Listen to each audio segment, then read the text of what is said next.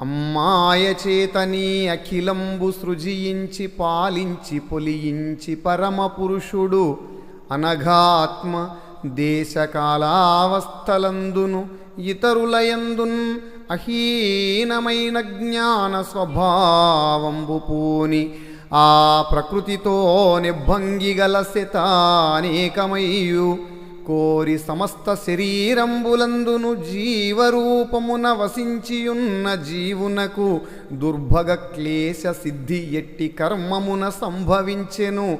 కడగి నాదు చిత్తమజ్ఞాన దుర్గమస్థితి గలంగి అధిక ఖేదంబు నొందెడున్ అనఘచరిత.